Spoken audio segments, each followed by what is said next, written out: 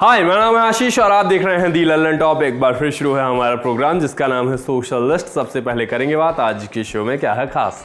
कथावाचक प्रदीप मिश्रा को क्यों मांगनी पड़ी माफी। हेमा मालिनी पहुंची हाईवे के निरीक्षण के लिए, वीडियो की इतनी चर्चा क्यों है। छन्नी के बिना चाय छानने का तरीका देखिए और बागपत चाट युद्ध का दूसरा पार्ट आ गया, आपने देखा। Brought to you by Haier, world's #1 home appliances brand.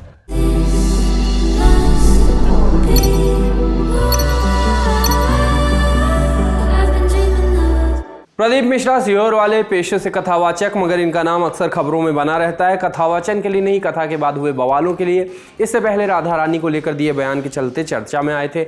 अब चित्रगुप्त पर एक बयान के चलते कायस्थ समाज के घेरे में आ गए हैं। क्या है मामला, वो आपको बताते हैं। 14 जून को महाराष्ट्र में प्रदीप मिश्रा ने कथा सुनाई। इस कथा में उन्होंने चित्रगुप्त को एक खराब सा शब्द, मूंछों से जुड़ा हुआ एक शब्द कह दिया, जिससे कायस्थ समाज नाराज हो गया।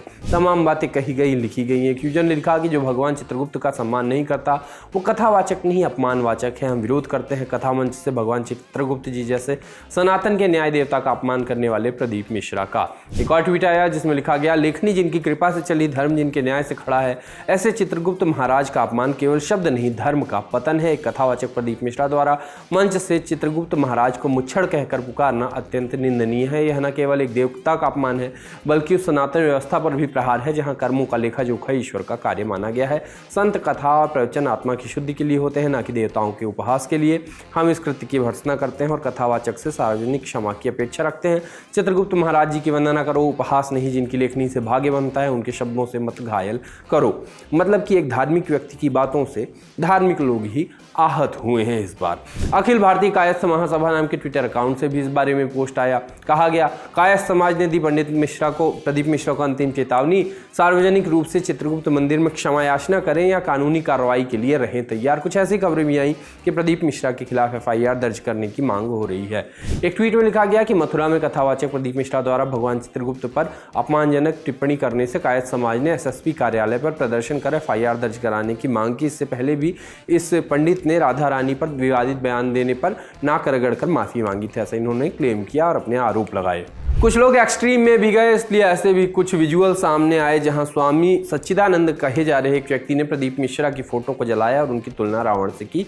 उनके पोस्टर को चप्पलों से मारा तक गया। इन फोटोज को लगाकर ट्वीट में लिखा गया कि कथावाचक प्रदीप मिश्रा पर मथुरा में FIR की मांग। वही बात दोहराई गई। चित्रगुप्त भगवान पर अभद्र टिप्पणी का विरोध, स्वामी सच्चिदानंद के समर्थकों और सामाजिक संगठनों का प्रदर्शन, कथावाचक प्रदीप मिश्रा का पुतला भी फूंका, कथावाचक प्रदीप मिश्रा के खिलाफ कार्रवाई की मांग। और वीडियो आया जिसमें स्वामी सच्चिदानंद अति हिंसक होकर कहते नजर आ रहे हैं और कह रहे हैं कि तू जहां मिल गया मैं अपने जूतों से तेरे बचे हुए सर के बाल साफ करूंगा।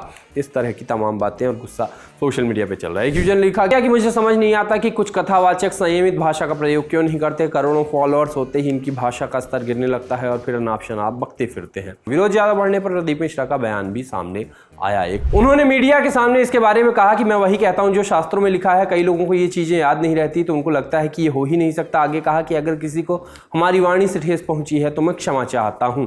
लोग इससे भी संतुष्ट नहीं थे। एक यूजर ने लिखा कि जब तक प्रदीप मिश्रा कायस्थ समाज के देवता श्री चित्रगुप्त जी महाराज के आगे नाक रगड़ की माफी नहीं मांगते तो उनको माफ नहीं किया जाएगा। वहीं कुछ लोगों ने यह भी लिखा कि जो पंडित प्रदीप मिश्रा हर गांव शहर में धर्म की अलग जगा रहे हैं, जो हर कथा में शिव, राम और सनातन का गौरव गाते हैं, उन पर आज चित्रगुप्त जी के नाम पर लांछन लगाना बिल्कुल जायज नहीं है। वो कथा के प्रसंग सुनाते हैं जो कि धर्म ग्रंथों में लिखित में है। आपने ऐसा कहीं नहीं पढ़ा है तो ये आपकी गलती है, क्योंकि धर्म ग्रंथों को पढ़ने की आप जद्दोजहद नहीं करते। खैर, उन्होंने स्पष्ट माफी भी मांग ली है जबकि उनका कोई दोष नहीं। लोग व्यर्थ में ही बवाल मचाए हुए हैं, ऐसा लिखा गया।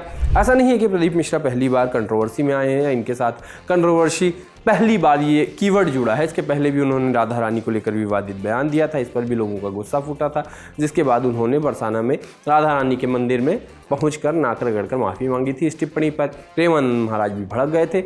वैसे सवाल कई हैं, क्या प्रदीप मिश्रा इस तरह के बयान जानबूझकर देते हैं और इन बयानों पर आते हुए हिंसक रिएक्शन कितने जायज हैं। खराब ऑडियो, वीडियो क्वालिटी और रैंडम पोज और बिना प्लानिंग के एक वीडियो आया। वीडियो में भाजपा सांसद हेमा मालिनी पहुंची Mathura Bareilly highway, national highway 530B जिसका नाम है, इसका निरीक्षण करने। इस वीडियो में सब कुछ है जो गलत हो सकता है। माने आपको लगेगा कि आप BTS देख रहे हैं। वैसे BTS के लिए न्यूज एजेंसी जानी ही जाती है। इस वीडियो के पहले फ्रेम में हेमा मालिनी अकेले आती हैं, पीछे एक बैनर है, फिर वो कहती हैं कि आप लोग आइए, सड़क आपने बनाई है, बात सही है। फिर जब सब सामने आ जाते हैं तो हार्दिक अभिनंदन वाला बैनर छिप जाता है। कैमरे के पीछे से बैनर को ऊपर करने का आदेश दिया जाता है। बैनर ऊपर नहीं होता, वीडियो पूरा बनता है, भरपूर कैओस है और सोशल मीडिया पे लोग इस बारे में तमाम किस्म की बातें लिख रहे हैं। लेकिन BTS तो ऐसा ही होता है और नेताओं के जो ऐसे भ्रमण वाले वीडियो बनते हैं वो तो ऐसे ही बनते हैं और सोशल मीडिया को कौन समझाए। बहुत बढ़िया है, इधर देखिए। तो आप लोग भी आइए ना, मैंने क्यों बनाया सबका आप लोगों का योगदान है पूरा। और ऊपर कर लो बैनर। जितने भी लोग इसमें करोड़ लोगों ने काम किया है सबको भी मैं बहुत बहुत शुभकामनाएं देती हूँ कि इतना अच्छा रोड यहाँ तक तो बन गया है, अभी आगे भी बन जाएगी।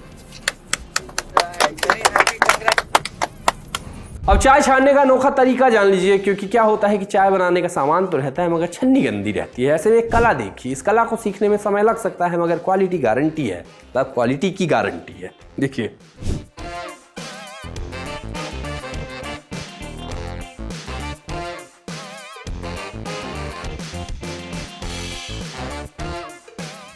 अब चलते हैं उस शहर जहां के बारे में उतनी बात हो जाती है जितनी पता नहीं होनी चाहिए। नहीं, कानपुर में एक युद्ध हो गया है। इस युद्ध में चाट वाले भिड़ गए। इसे बागपत युद्ध का दूसरा पार्ट भी कहा जा रहा है। हर सीक्वल की तरह ये उतनी अच्छी नहीं है क्योंकि इसमें आइंस्टीन चाचा नहीं है, बाद वाला जेल वाला फोटो शूट भी नहीं है। वैसे जोक सपाट ये खबर आई है कि लड़ाई ग्राहकों के लिए हुई थी, बाकी विजुअल्स डरावने हैं। सोशल मीडिया उसको किसी भी तरह ट्रीट करे, लोग रो रहे हैं, एक दूसरे पर लाठियाँ चल रही हैं, बच्चे आसपास हैं, क्या मचा हुआ है।